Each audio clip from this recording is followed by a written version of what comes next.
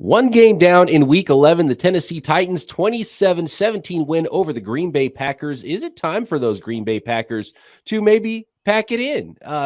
Jordan Love time, potentially. We'll get into all the angles, everything that happened on the field and off with the Tennessee Titans on Thursday Night Football, beating the Green Bay Packers, then make the rest of our picks for Week 11, including the Buffalo Bills and Cleveland Browns. They are not going to play in Buffalo after all. They are headed to Ford Field in Detroit. All that and more coming up on today's Peacock and Williamson. NFL analyst Brian Peacock and former NFL scout Matt Williamson bring you expert NFL analysis every day in less than 30 minutes. Get an inside look into the NFL on the field and in the front office. With elite breakdowns, next-level analysis, and in-depth information only for the real NFL fans. This is Peacock and Williamson, and it starts now. Welcome to the Peacock and Williamson NFL Show. Brian Peacock alongside Matt Williamson at BD Peacock at Williamson NFL. If Twitter still exists tomorrow, we might be there, and you can find us there. Thanks for making this your first listen here on the Locked On Podcast Network, your team every day. Today's episode is brought to you by SimpliSafe Home Security with Fast Protect technology exclusively from SimpliSafe. 24/7 monitoring agents capture evidence to accurately verify a threat for faster police response. There's no safe like SimpliSafe. Visit simplisafe.com/LockedOnNFL to learn more. To Green Bay we go, Matt, with the Tennessee Titans over the Packers Thursday night, 27-17. Big picture, what does this say about the Packers? Home team on a Thursday night, you're supposed to be able to have a big advantage here, and it looked like the Tennessee Titans that had the advantage in this one on the road. No doubt. And they're 7-3. I mean, I'm blown away by that, to be very honest with you. And if you told me, hey, Matt, on Friday when you guys chat, the Titans would have won 27-17, I'd have been like, well, Derrick Henry probably ran for about 160, including a couple long ones. And he was fine. He actually threw a touchdown.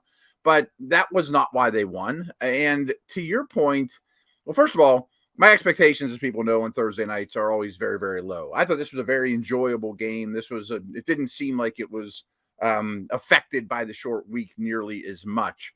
And I give the Titans a lot of credit for that. But I came away just thinking at the end, Tennessee's just a lot better than Green Bay. I mean, Green Bay is a mediocre at best team. The Titans are a mediocre at worst team. And I think they win this game 8 out of 10 times. Yeah, and you came away like that bump from last week with the Packers. Okay, they figured something out, and it is a quick turnaround. But then it's like, oh no, this is exactly what we've seen from the Packers, all year long.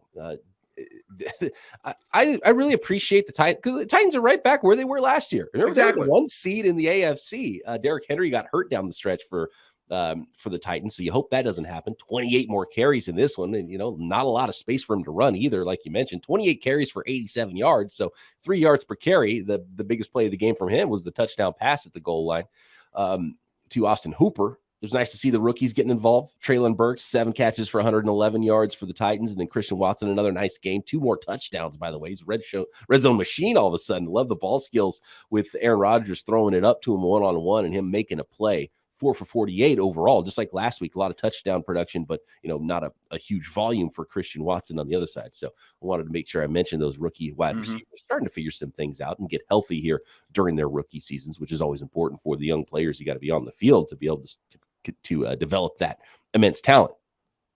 But just the complementary brand of football that Mike Vrabel's team plays with the Tennessee Titans. They don't need 5 yards per carry. It's like, oh yeah, we're still going to run it 28 times. Yeah, right. Keep stopping it. This dude's 250 pounds. You might not want to do that still in the fourth quarter of a game. And, playing good defense, and that's what gives them confidence to, okay, if we run it 3 times into a brick wall and punt it away, our defense is going to give us the ball back again. And the confidence there of that complementary football with the running game and the defense, very old school mentality. But it's been working for Mike Vrabel and the Titans. So I guess, even though we didn't like the Titans as much coming into the season, we probably shouldn't be super shocked looking at the track record that it looks very similar to what it did last year.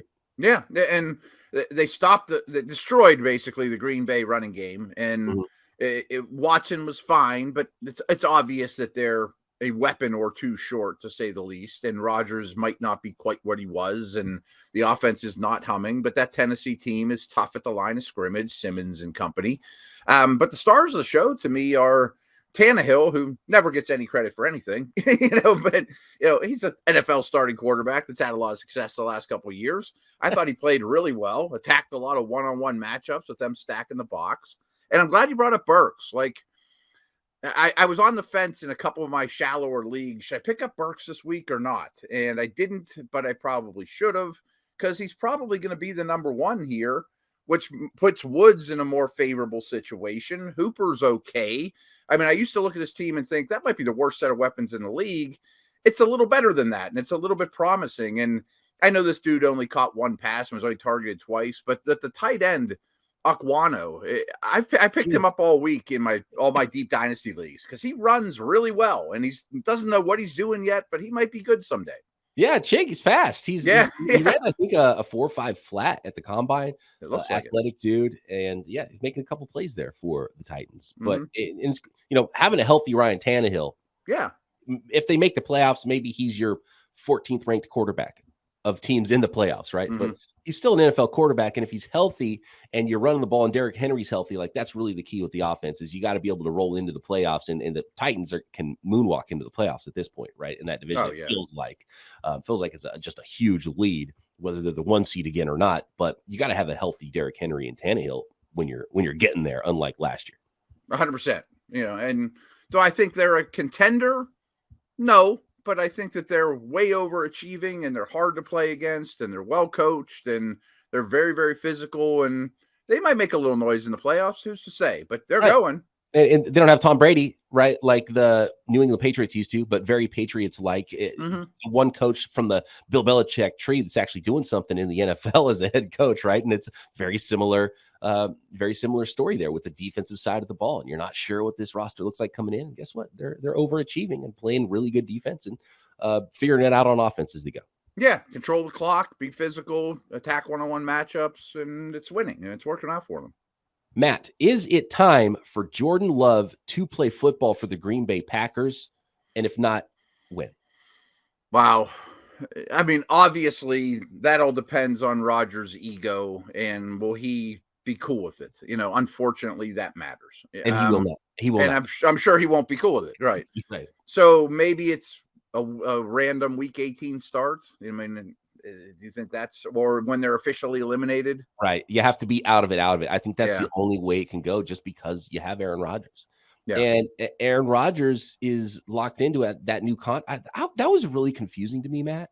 And we don't have a lot of time to go into this, and maybe it's an off-season conversation, but I was a little bit surprised with the nature of that extension for Aaron Rodgers because of everything that was going on in-house, and it seemed like he was kind of had one foot out the door to lock himself in and not give himself more of an out, because now it's almost, even if the Packers thought, you know what, this is not going to work, we got to go to Jordan Love. He showed something in the last week or two of the season. They let him play.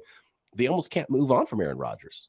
They're really locked into each other in a way that I would have thought Rodgers, and there's always, with the salary cap, it's always possible, but it seems very unlikely that contractually they're able to do anything other than a Rodgers retirement, if that's the way it goes. And it doesn't feel like that's maybe the way things are going to go either. Yeah, and I do have to examine his contract more in that manner, but that's the way I interpret it when it was signed as well. And at the time, you're like, oh, well, that's good. These guys have had a great career together. Devontae Adams is gone, but Rodgers will overcome that. They'll probably win the division, win 10 games, not 13 like usual. Well, no, so what if the Colts want to run it back with an old quarterback and say, hey, we want Rodgers. What do you want for him? Can they make that deal? I don't know. I mean, that's interesting to me. Yeah, but you have to, at some point, see Jordan Love, if not to see if he's your guy, to maybe get some trade interest from another team to see if they're their guy. Right. So if the season continues this way for the Packers, once they're eliminated, and I don't think it'll happen sooner because of Aaron Rodgers, it puts them in a tough spot. If they keep losing games, you have to be mathematically eliminated. And even then, you have to wait until maybe the last 2 weeks at most, but you got to get Jordan Love something like 2 full games, 2 starts, just to know, just to see what you got, just to inform yourselves and the rest of the league what that value is going forward. It's the strangest start of a career ever. He's a first-round quarterback. Those guys usually play way too early, not way too late. You know what I mean? Yeah, the last one that waited this long was Aaron Rodgers. Yeah, right. So I don't know. I mean, how do you trade for him if you're the Falcons or Colts or whatever? Love I'm talking about. I mean, right. You don't know anything more about him now than you did 3 years ago, except he's 3 years older. Yeah, and if it doesn't play at all, then you're getting a 6th-round pick. But if he plays really well for a couple games, third, 2nd-round pick, or maybe second, or I don't know. We've got to talk about the rest of the slate of games that we didn't cover yesterday, and even one we did cover yesterday. The game officially moved from Buffalo to Detroit with the Cleveland Browns and the Buffalo Bills, and the rest of our Week 11 picks coming up.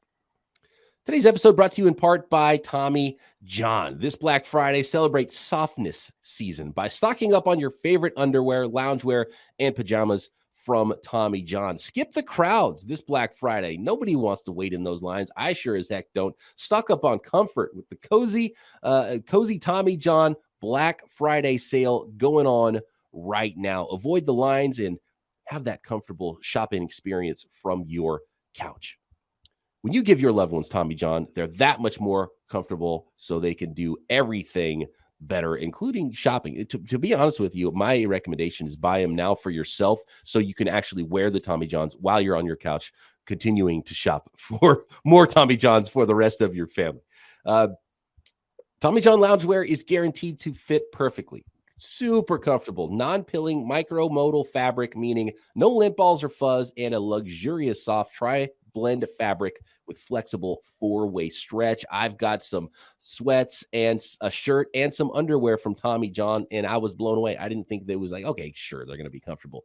And they're literally the most comfortable things I've ever had. I love the day that I get to wear my Tommy John underwear, right? I got to use them judiciously because I haven't purchased an entire fleet of those yet, which I will during this Black Friday sale, which has started now. Shop Tommy John's Black Friday sale going on right now and get 30% off site-wide at TommyJohn.com/lockedon. 30% off everything now at TommyJohn.com/lockedon. TommyJohn.com/lockedon. See site for details.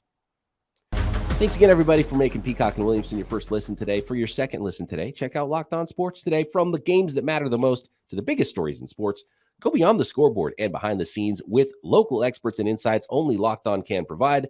Locked On Sports Today, available on this app, YouTube, and wherever you get your podcasts. Kind of talked about both scenarios yesterday, thinking this game could get moved to Ford Field. It has officially been moved. Now, does that make you like the Bills or the closer to home Cleveland Browns more in that game now that it's being played in Detroit? Yeah, and I kind of mentioned this yesterday that I'm big on the Bills -7.5. I mean, and it's not really even an indictment on the Browns, although I think their defense is worrisome. I just think that playing the Eagles and Bills this week is a bad formula after they kind of got embarrassed and, it didn't play their best last week. I just have great faith in the Bills and Eagles to rebound in a big way. I don't really care where it's being played. Now that weather's not an issue as an equalizer, I'm laying the 7.5 in a heartbeat. Yeah, I do think it's funny because moving away from Buffalo kind of helps the Bills for me here. Me too. Yeah, it opens up things for Josh Allen in that offense, and you're not sludging around in bad weather, which I think would equalize things for a run-heavy team like the Cleveland Browns. Mm-hmm. Yeah, I agree. How about those Chicago Bears? Those suddenly pesky Chicago Bears with amidst a Justin Fields breakout. Seems to get a little bit better every single week. He's breaking rushing records. He's on pace to break Lamar Jackson's season-long rushing records by about 50 yards or so. He's on pace for 1,200-plus rushing yards is Justin Fields at quarterback. But it's still all Justin Fields on offense. And now one of the running backs in their two-headed monster backfield there with Montgomery and Herbert. Herbert's on IR now. The defense took a hit at the trade deadline, and they're playing against a team that's trying to do things similarly, play a little D and run the heck out of the football in the Atlanta Falcons. So two pesky teams here. Falcons are at home, and they get that 3-point bump, favored by 3, hosting the Chicago Bears. Yeah, going to be a short game. I mean, a lot of runs. Quarterbacks, everybody, why throw it? We got Pitts, but who cares? We got London, who cares? We're just going to run the ball like crazy. I'm worried that the Falcons have come back to earth. But if you're going to give me 3 at home against a equally poorly talented team, and the Bears D is a nightmare now post-trade deadline, I'm definitely taking the points here. This is a really close game for me. I think they nailed the line perfectly. Neutral field, pretty much a toss-up. I wouldn't be afraid of the Falcons. I like the way the Bears are playing. I'm not super bullish on either one of these teams. I got to interrupt you. I totally screwed up. I thought the Falcons were getting 3. The Falcons are favored by 3 at home. Yeah, then I went to points. I went to Bears. Okay, yeah. I don't know why I thought Atlanta was a dog. Yeah, that's kind of the direction I was going to go with this game. Is like, NFL's chaos. Bears, Falcons, I have no idea what to expect. Short game, give me the points because it might be, it's going to end by a field goal one way or the other. It feels like no matter what in this game. Yep. Yeah. That's one of the points is the basic. Although I will say the Bears have been scoring a lot more points recently. Oh, they have. Even though they've been running the heck out of the ball, it's created a lot more points with Justin Fields, making bigger plays. Big plays. Yeah, you're 100% right. Again, just give me the points here. I think these teams are very equal. I don't trust either defense at all. I thought Atlanta was getting points at home. So now I just want the points. Yeah. How about this? Defending Super Bowl champion Los Angeles Rams are underdogs now at 3-6 this year. And we might see it a lot for the rest of the season with the way they're playing. The New Orleans Saints at home, another game that on a neutral site looks like it'd be a pick 'em. The Saints home team here, tough place to play. They're not playing great football at 3-7. The 3-7 Saints at home favored by 3 points over the 3-6 Rams. Yeah, the Saints are riddled with injuries. They've been hitting really hard this year, but I still think their front seven is really good. And the Rams have nothing in the way of offense without Cooper Kupp. I will lay the 3.5. Tough place to play, as you said. I don't know if there's a lot of points. That scares me with the line, but I don't see the Rams. I don't know if they'll get to 14 points in this game. Really tough situation. Tough situation with the way the Rams are playing. Matthew Stafford looks like last report he's on track. Was the wordage I saw, the word usage I saw on his concussion protocol. So he's on track to play. That doesn't mean he has been cleared yet and passed through concussion protocol, but that certainly helps to get Matthew Stafford back as your quarterback there. But no Cooper Kupp to throw to, who went on instant reserve or injured reserve. I picked up Van Jefferson in a fantasy league that was just decimated by bye weeks, and I was in trouble at wide receiver. I picked him up, kind of crossed my fingers. I have no idea what that's going to look like. But just from watching the Rams a lot, Van Jefferson and Allen Robinson, I don't want to say they're under athletic, but they're very just like, Where's the juice? Yeah. So I don't know where the ball's going to go. They can't run the ball either, and who knows if Stafford has time. I don't like the way things are going there. New Orleans is a tough place to play. I'm going to take the points again, though, just because the Saints aren't playing well either. No, they're not. You're 100% right. And getting against both these teams. If Stafford plays and just going by that, and usually what that means, the player will be cleared and will play. I'm assuming he plays points with the Rams with Stafford at quarterback. Okay. I think he gets hit a lot, though. He certainly could. Yeah, that line's brutal. And for a guy coming off a concussion, you don't want to get hit a lot. And the spotters will be looking for that as well. So we might see Wolford again if that's the case. And that's just the line is just something that's not going to get fixed for the Rams this year, unfortunately for them. No, maybe not for a couple of years. Detroit Lions, they are not at home. Thus, the Ford Field was open for the Buffalo Bills and the Cleveland Browns this week because the Lions at 3-6 are traveling to New York to face, or New Jersey, technically, to face the New York 7-2 Giants. Again, another field goal game. Giants favored by 3 at home against the Lions. I really like this line. I probably would not bet this, but I have a hard time with Goff on the road this time of year in particular. There's going to be some sort of weather, wind, cold. That might not be a blizzard, but I don't know that Goff handles those things well. I think the Lions defense is brutal. Saquon and Daniel Jones might combine for 280 yards on the ground. I like the Giants D. I'll lay the points, but uncomfortably. I am going to take the Giants here because as long as Saquon Barkley is healthy, and I'm a little bit worried because he has taken a ton of usage. He is that offense right now. But as long as he's healthy, I just don't think the Lions can stop the Giants. And Giants have a great formula at home. Yeah, give me those New York Giants. They're winning games right now for a reason. No, I hear you there. Next, we've got Panthers, Ravens. We've got Commanders, Texans. Who should play quarterback for those Washington Commanders? And in Mexico City, Monday Night Football, an NFC West matchup with the 49ers and the Arizona Cardinals next. BetOnline.net is your number one source for sports betting information, statistics, news, and analysis. Get informed before you make your bets at BetOnline. All the latest odds and trends for every professional and amateur league out there. Of course, a ton of lines for NFL Week 11, props, futures, you name it. You can find it about the NFL at BetOnline.net. But there's also NBA basketball, college sports, esports, combat sports, tennis, golf, you name it. You can find it at BetOnline. And if you love sports podcasts, you can find those as well at BetOnline.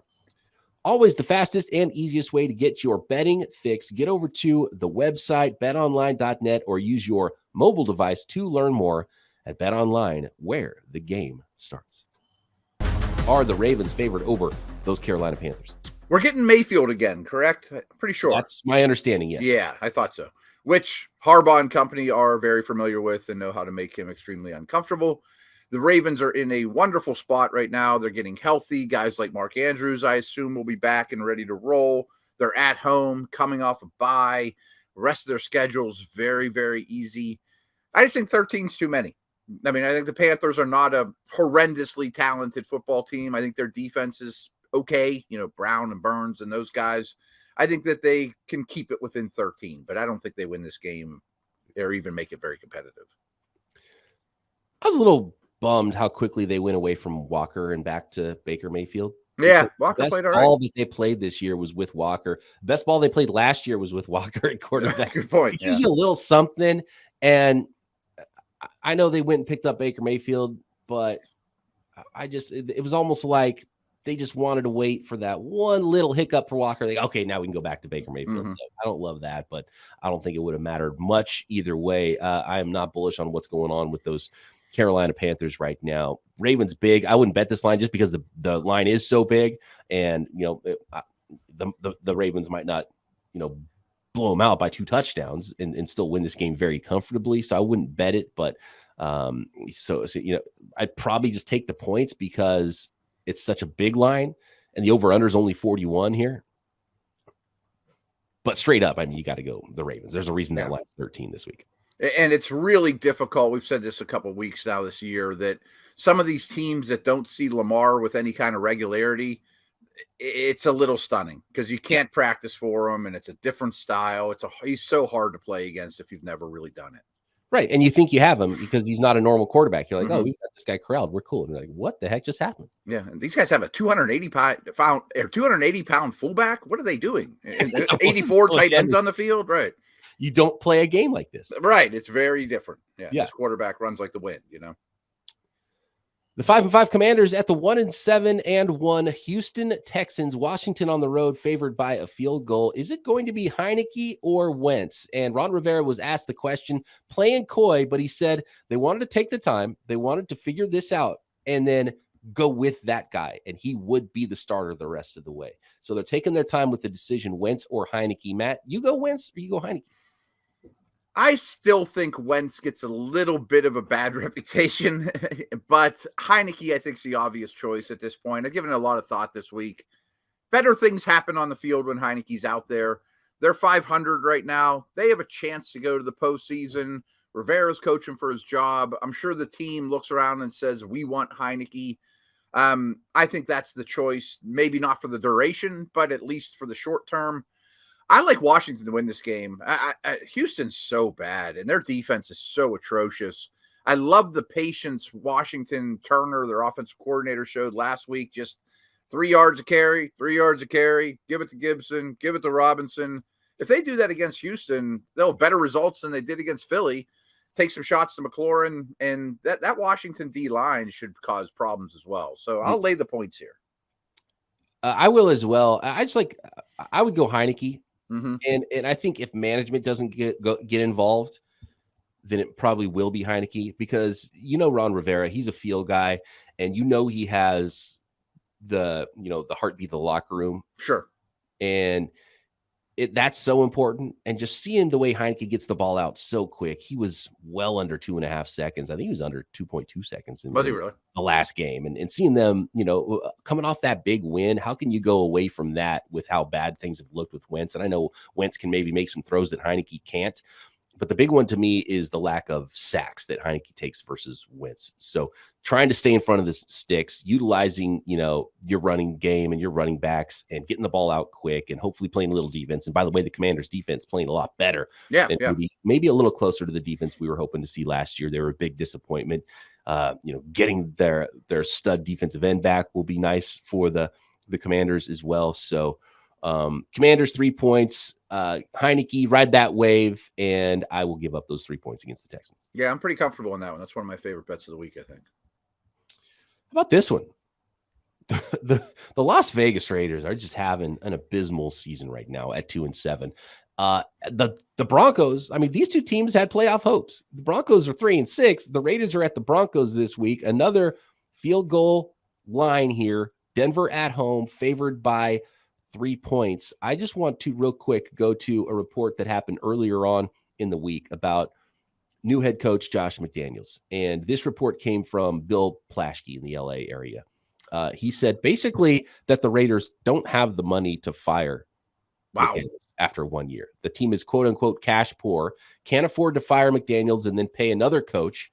He'll be, and then the other quote was, he'll be coach this year and next year. So no early firing, according to Bill Plaschke, because they don't have the money to go make another big hire at the head coach spot another year in a row after spending so much on Gruden, so much on Josh McDaniels. Mm-hmm.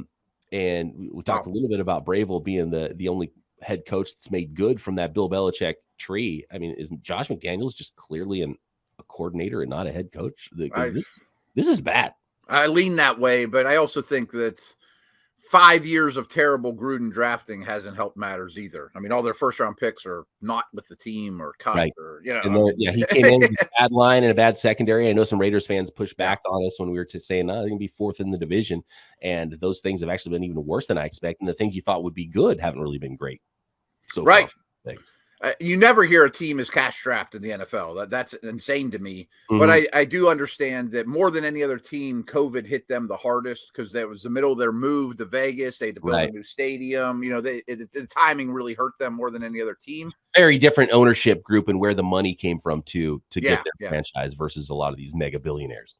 I don't trust the Broncos at all, but that's a tough place to play even for a division team. I'm going to lay the points. I don't know if you heard this week, but I find it amazing that if Denver's offense could have produced 18 points in every one of their games this year, 18, they'd be 8-1.